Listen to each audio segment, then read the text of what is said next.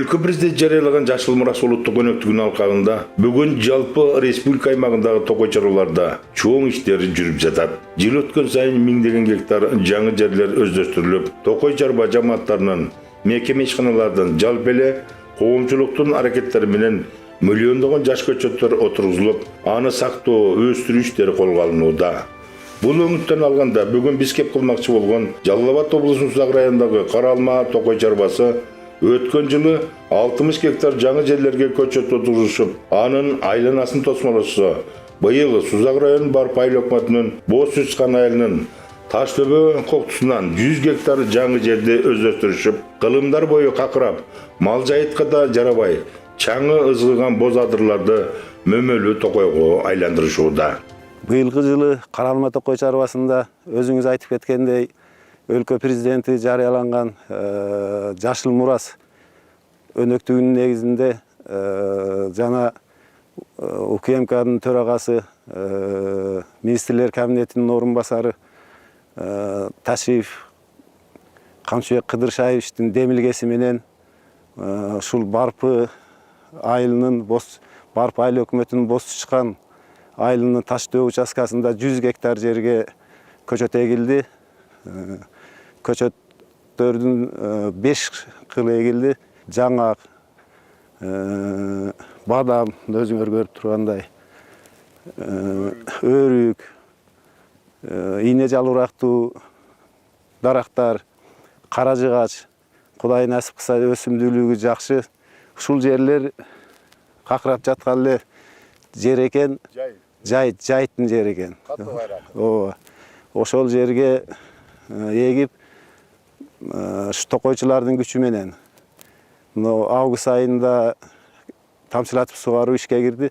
Анга чейин токойчулардын күчү менен ташып, машина менен суу ташып, ушундай кылып көгөрттүк. Өсүмдүүлүгү жакшы, азыр 40 миңден ашык көчөт бар бул жерде. Bir 90% üstünde kөгөргөн. Буларды асыроодо токой чарбалардын башка жардамчыларынын да пайдасы тийди, колго кылды. Негизинен Кара Алма токой чарбасынын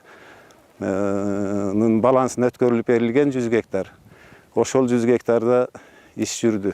100 гектар жерди өздөштүрүп, көчөт отургузуу бир элдик болсо, ошончо көлөмдөгү жерди тосмулоо бул андан да чоң иш эмеспи?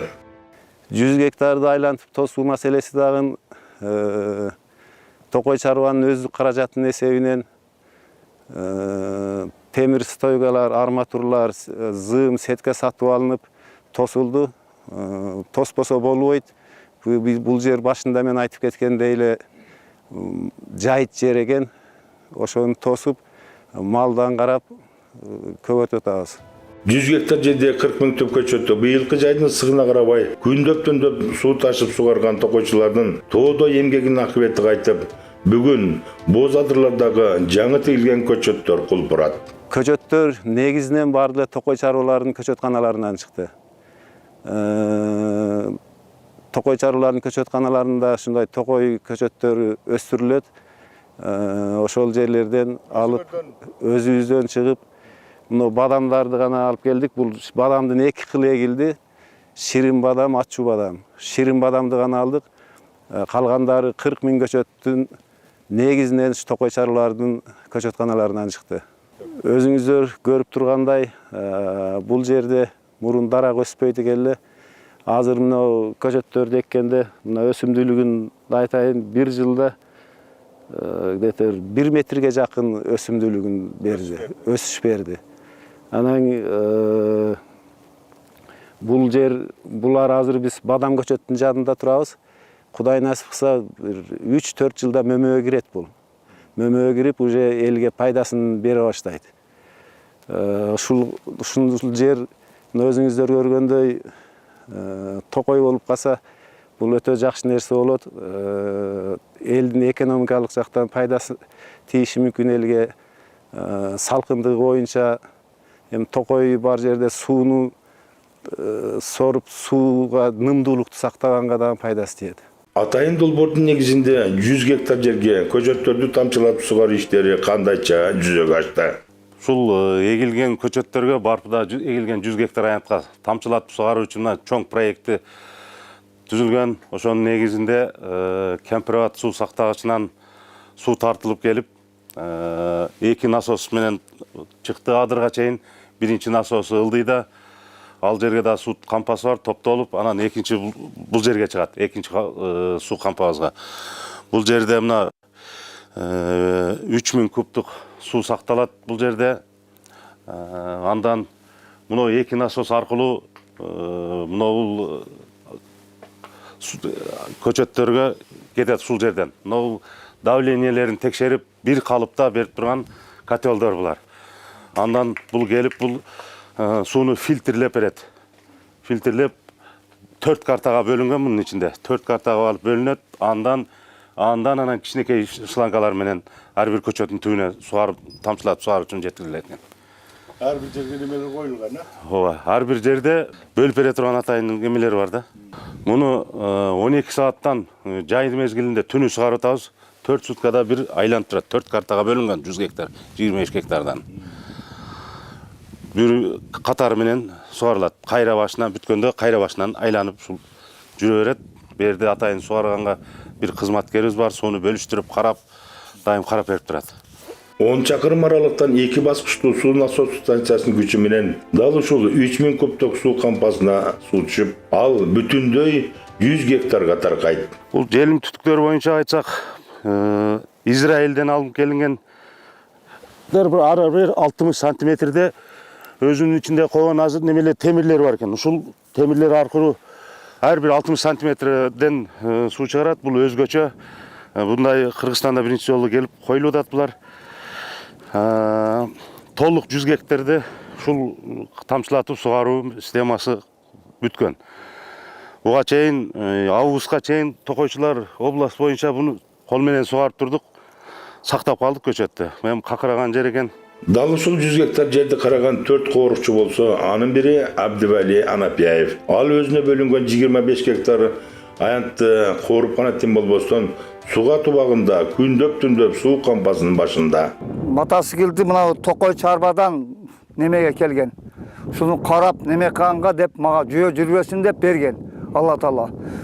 Ошолордун немесимен Кудайга шүгүр мына 90% өнү өстү. Көчөттөр өнү өстү. Кудай калса мына 50% 50 гектарга дагы көчөт тигип атат экен. Ошого дагы Кудай кааласа, Кудай насип кылса, эгип тигип калмасак, ошого карага Кудай кудурет жетет. Суу боюнча мына немелерди мен карайм. Алла Таала берген экен, шуга көзүм жетет экен, шуларды караганга кичине болсо ham башым жетет. Кайыр бузулган болсо айтып деп неме кылам, Кудай калса. Күндөп 24 саат карайм, ачык эле айтайын. Мына кроватым бар, жатаканам бар. Келип суу малда как болот, суу менен алектенемин. Бир жер бирдеге болгон болсо өзүм барып, оңдоп неме кылып атам. Балдарды айтам, досторум мына карап койгула, мына көчөттөр көктөсүн деп бир жерде шланга атып кетет, бир жерде неме болуп кетет. Олорду карап турма, датчиктерине билип барып карашка кудурет жетет. Барпы жүз деп аталган бул жаңы Мөмөт Токой тилкесин жөнгө салган Каралма Токой чарбасынын тыным билбес жамааты ушул тапта дагы 50 гектарга көчөт отургузуу аракеттерин көрүп жатышыптыр. 100 гектар жерди азыр өзүңүздөр көргөндөй өздөштүрүп, эгип, Кудай шүгүр жакшы бүттүк. Эми анга кошумча кылып, 2026 жылдын эсебинен быйыл күздө 50 гектарга көчөт эгүү пландап жатабыз. Бул 50 гектарды 100 гектардын сыртынан кеңейттик. Калганын кеңейтип сеткаларды жылдырып туруп тостук. Мына көрүнүп турган көчөт эгилип турган жерлер мурунку 100 гектар эккен жерибиз. Азыр ал 50 гектар кошкондо буну да ылдый түшүрүп, кашаларын бузуп алып туруп, ылдый жака тиги көрүнүп турат го. Ошол жака тозуп 50 гектарга коштук буну да. Демек мына жерлерге айылга чейин эгилет экен да? Ошол айылга чейин, айылдын үстүнө чейин көчөт эгилет. Бул жерге бадам эккен планташтыртабыз. Калганын мына өзүңөр көрүп турасыңар, мондой кылып айландырып 50 гектар даярдап атабыз. Бүгүнкү күндө тосмосу ушу Токой чарбанын өзүнүн каражатынын эсебинен алынып тосулуп бүттү.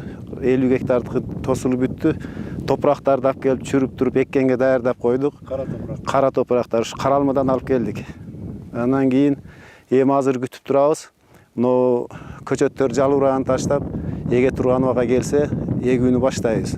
Негизинен мына азыр көрүп турган жерде анализ деп чыктык. Алма көчөтүн эккенин табыз. Алма, бадам, каражыгаш эгебиз. Ушу 3 кылын эгелеп турабыз. 50 гектарга бир 20 миңден ашык көчөт эгилет. Сугаруу маселеси кандай болот муну? Сугаруу маселеси дагы каралып атат. Азыр көрүп келген тиги водозабордон шунга улайбыз деген ниетибиз бар. Специалисттер менен дагы сүйлөштүк. Болсо ошондон улап туруп, буга өзүнчө тартылат. Өзүнчө тартылып, тамчылатып сугаруу ичине киргизилип, ар бир көчөттүн түбүнө жетиш керек. Жеткиребиз Кудай буйрса. Буйруса Каралма Токой чарбасынын жамааты Элбербек мырза айткандай 50 гектар жаңы Токой тилкесинин өзгүчтөрү Токой чарбанын өздүк каражаты менен ишке ашырышат.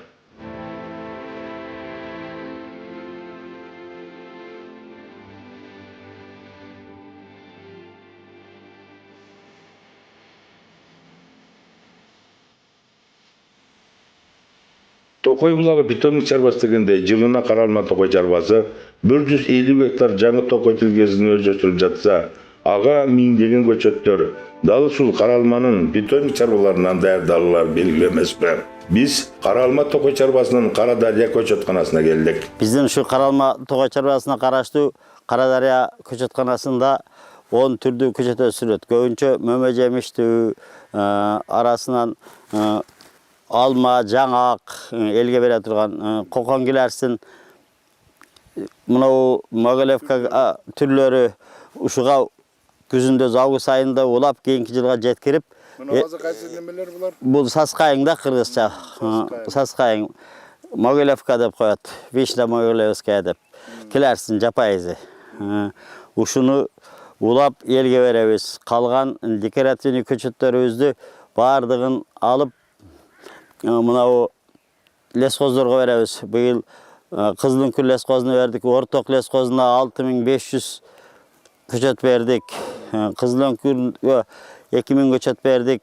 Башкаларына да берип турабыз. Анан кийин бу алма жаңактарды алмаларындагы улаган улап жетишкенбиз. Алма бизде аябай көп азыр бул жерде. Элге сатабыз. Жапайларын лесхоздар алып кетет. Барпы жүзгө быйыл бизден ушул жерден ол жерде турган өрүк, бадам, ошолор быйыл жаңак берилди. Аракеттер жакшы, жетекчилердин жардамы менен уругун, башкасын таап келет, сээп өстүрөбүз. Кийин калгандарына биз окулировка кылып туруп, түбүнө мына мындай кичинекей малды уланат. Улап туруп элге беребиз. Азыр дагы бул жердин ысыгына байланыштуу только ушу эгип көрдүк. Ине жалбырактар болбойт экен, жаз жалбырактарды эгип атабыз. Бардыгы жакшы. Кудай ачы. Канча көчөт чыгарасыңар? Жылынабы? Жылына бир 20-30 миң чыгарабыз сураганга жараша. Эгерде 100 миң, 200 миңде чыгарып беребиз. Алманы чөтү жакындан сурабай атышат. Лесхоздордун баары сээп алды да өздөрү. Ушу алмаларыбыз көп туруп калды. Калган өтүп атат. Кудайга шүгүр. Теректерибиз баары өтүп атат. Теректи элге беребиз, толук элге беребиз. Мектеп, айыл өкмөттөргө, ошо көчөгө эккенге, эгебиз деген жерден суулуу жерине терек берип атабыз. Мөмө жемиш көчөттөрүнүн жана каражыгаш, терек сыяктуу көчөттөрдүн ондон ашык түрү өстүрүлүп жаткан бул көчөтканада Дүйшөбай Турдубаевдин иштегенине 38 жыл болгон. Мен иштегениме бул питомникке 38 жыл болду иштегениме. Ар жылы ушу бирден үйрөнүп отурсам да 38 кыл андай сорттолду чыгардык. Мына Кудай кааласа мына жаңактар азыр. Бул жаңактар акмаңыз жаңактар. Анан бизде жаңактын түрү көп өзү. Ушуларга кыйыштыргандагы колдон келди, кыйыштырышка дагы анан бай жаңак деген жаңактарды ham уладык. Уругунан алып келип эктик. Мына өзгөндөн алып келип дагы эктик. Уругунан эгебиз да. Анан уругунан жапай көчөттөрдү эгип улайбыз. Бул жерде бизде где-то 15 түргө чейин улайбыз көчөттү. Өрүктүн баягындай түрү бар. Как боло турган өрүктөр бар, баткенский өрүк бар, кара өрүгү бар. Аларды улайбыз. Но когон гилаздарды улайбыз баягындай окилировка боюнча. Где-то биздики кармаганда 70-80% кармайт да. Проживаемости уланган көчөттөрүбүз. Анан ошонуга байланыштуу бизде баягындай бычы глаз, силива дегендерибиз бар. Ошолордо түрдүү түмөндөрү бар да, ошолорду дагы улап чыгарабыз. Өрүктү дагы бадамдагы сорттору бар. Королевский дегенин улайбыз. Дагы бергиндей жумшак жаңгактар бар да, ошондой. Ошонун баарын улап чыгарабыз да ушул жерде. Анан бул жаңгактын кыйыштыруу дагы өтө кыйыныраак, бирок кыйыштыруу. Бирок ушундан да бир 50% 40% чыгарабыз да, улаштырып, кыйыштырып. Каралма токой чарбасындагы бүгүнкү башкы максат көчөтканаларды базалык заманбап көчөтканаларга айландыруу. Бул багытта токой чарба кандай иш пландарды жүзөгө ашырышмакчы? Каралма токой чарбасында бардыгы болуп 6 гектардан ашык көчөткана бар. Ошонун 5 гектарга жакыны ушул азыр биз турган Кара Дарыя токой көчөтканасында. Калган көчөтканалар Каралмада жогору жакта бул айтайын дегеним ысыкта анан өзүнүн жер шартына карап өсө турган көчөттөр бар да. Ошон үчүн бөлүп эгебиз. Бул жерде азыр энелик деп коет, машиный плантацияда турабыз. Ушул плантацияда алма, алмуруттун мурунку жоголуп кетип астында турган сорттору бар. Ошолорду көбөйтүп, ушул жерден алып улап көбөйтүү аракетинде болуп атат иштер. Баягы мен айтып кеткен барпыга көчөттөр эдикпи? Ошол көчөттөрдүн ушул көчөтканадан алып барылып эгилген. Базалык көчөтканага айландыруу боюнча кече жакында эле Токой кызматынын директору Тагаев Мураталы Абдыкаровичтин демилгеси менен ушул жерге Кара Дарыяга базалык көчөткана уюштуруу киргизилди. Бул жерде базалык деп айтканыбыз ушул жок дегенде Жалал Абад областындагы токой чарбаларды ушул жерден көчөт менен камсыздандырып туруу үчүн. Кеп соңунда айтарбыз, Каралма токой чарбасы үчүн быйылкы жыл чоң сыноолордун, тоодо ийгиликтердин жылы болду. Бир жылда 150 гектар жаңы токой тилкесин жаратуу ары бери эле мыкты делген токой чарбалардын колунан келе бербейт. Бул үчүн Каралма токой чарбасынын жамаатындай 3 айлап 100 гектарга отурулган көчөттөрдү суу ташып, күндөп-түндөп суу куюп жатып, тегиз көктөткөн азаматтардан болуш керек.